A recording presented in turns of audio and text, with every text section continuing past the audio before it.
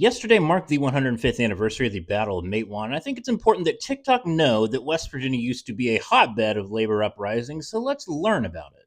In 1920, coal miners in southern West Virginia were desperately trying to unionize with the United Mine Workers, but faced fierce opposition from greedy coal companies who refused to even recognize their union. One of those companies was Stone Mountain Coal, who went to great lengths to thwart unionization efforts, including hiring a private detective agency called Baldwin Phelps to evict pro-union miners out of the company-owned housing that the miners lived in.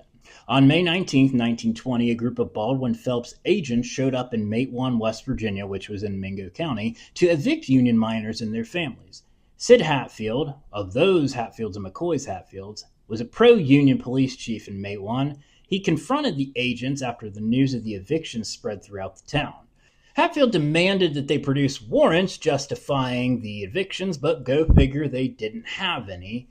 Instead, they claimed that they had authority through a court order and tried to turn the tables around on Sid, claiming that they had arrest warrants and tried to arrest him. Luckily for Sid Hatfield, Matewan Mayor Cabell Testerman was there beside him, and he took a look at the warrants and claimed that they were fraudulent. At that point, the conversation got quite heated.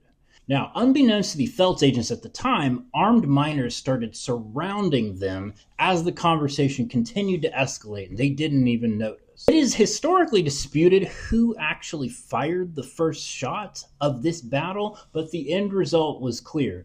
10 people perished, including 7 Baldwin Phelps agents, 2 coal miners, and unfortunately, Mayor Cabell Testerman himself. This battle escalated tension significantly between the coal companies and the coal miners, but it also motivated miners to back the unions fully. In fact, in that same year, only 2 months later in July, over 90% of miners in Mingo County, where Matewan is located, had pledged the union oath to United Mine Workers. And Sid Hatfield himself became a symbol of the miners' struggle against the tyranny and violence of the oppressive coal companies. Now look, I'm not a big fan of police officers myself, but I'm willing to give a pass to old Sid Hatfield because he seemed like one of the real ones.